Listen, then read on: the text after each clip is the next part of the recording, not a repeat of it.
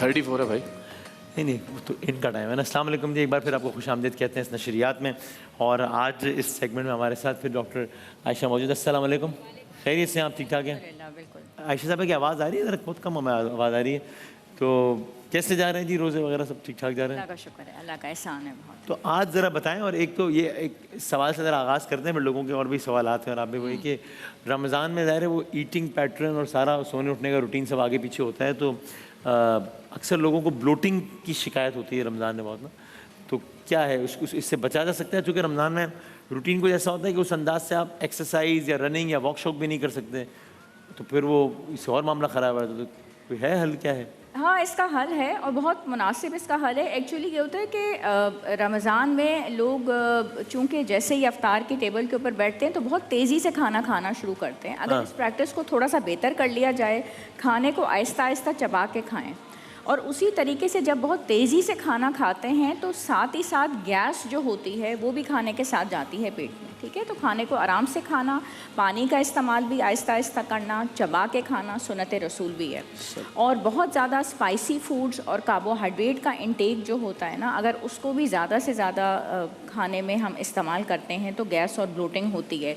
जिन लोगों को कब्ज़ की शिकायत रहती है और वो फाइबर का इंटेक नहीं करते खुराक के अंदर, ख़ासकर रमज़ान के महीने में, तो उनको भी गैस, ब्लोटिंग, कई मरीज़ तो हमारे पास ये कहते हैं कि जी कोई गैस का गोला सा बन जाता है और दिमाग पे चढ़ जाता है और हमारे सर में दर्द होता है। वो बात सही नहीं होती, वो एक्सप्लेन नहीं कर पाते। अच्छा। पेट उनका फूला हुआ होता है। अगर इसकी बहुत एक इजी सलूशन है, अजवैन होती है घर में मौजूद और उसके अंदर एक बहुत ही अच्छा सा एसेंशियल ऑयल होता है थाइमोल। अगर अजवैन का पाउडर ले लें तो बहुत अच्छा है। और उसी के साथ साथ अगर घर के अंदर पुदीना मौजूद होता है उसको भी ड्राई कर लें। और अनारदाना 50 ग्राम्स अगर इक्वल क्वांटिटी में तीनों चीज़ों को ले लें तो बहुत ही अच्छा है, वरना कोई एक चीज़, और इसको आप अच्छे से मिक्स कर लें। खाने एक चीज़ से मुराद ये कि अनारदाना भी भले ले लें, खाली अनारदाना नहीं, अजवैन, अजवैन लें, वरना अजवैन और अनारदाने का पाउडर और पुदीने का पाउडर 50 ग्राम्स ईच। और खाने के 10 मिनट के बाद इसका 1 टीस्पून आप इसको ले लें और इसका कहवा बना लें तो बहुत अच्छा है।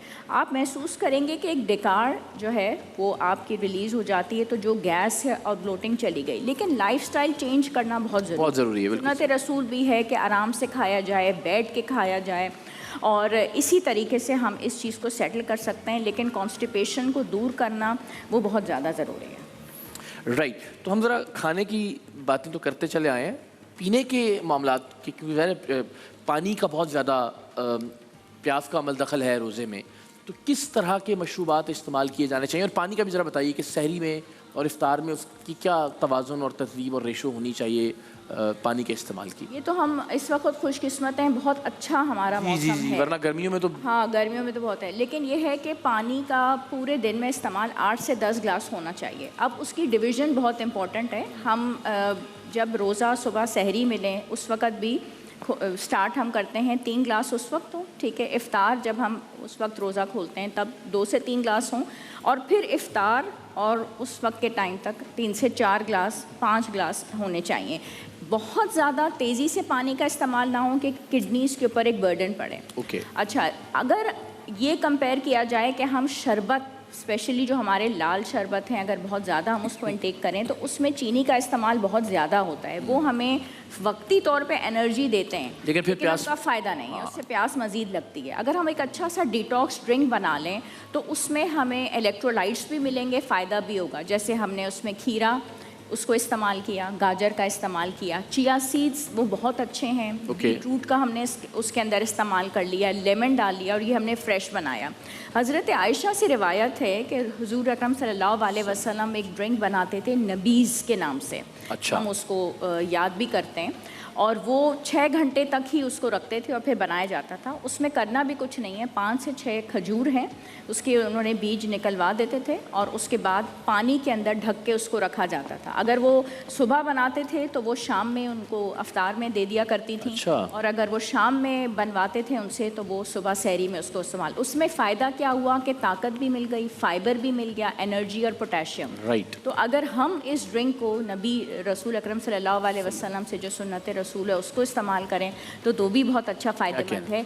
लेकिन पानी का इस्तेमाल बहुत ज़्यादा ज़रूरी है। हमारा जो जिस्म है वही 70% जो है वो पानी पे मुश्तमिल है। इसमें बच्चे, बड़े, बूढ़े कोई इसमें वो नहीं है। हाँ, जो चीज़ें जिस्म से पानी को निकाल देंगी, अचार, चटनियाँ, पिकल्स हो गए, फिर जितना हम कैफ़ीन का इस्तेमाल करते हैं, कॉफ़ी का इस्तेमाल करते हैं, ये चीज़ें जिस्म से पानी को निकालती हैं। फलों में हम तरबूज ले लें, सिट्रस फ्रूट्स हम ले लें, तो ये वो चीज़ें हैं जो जिस्म में पानी को रखेंगी और अच्छे से अच्छा हमें पानी प्रोवाइड करेंगी, तो हम एनर्जेटिक रहेंगे।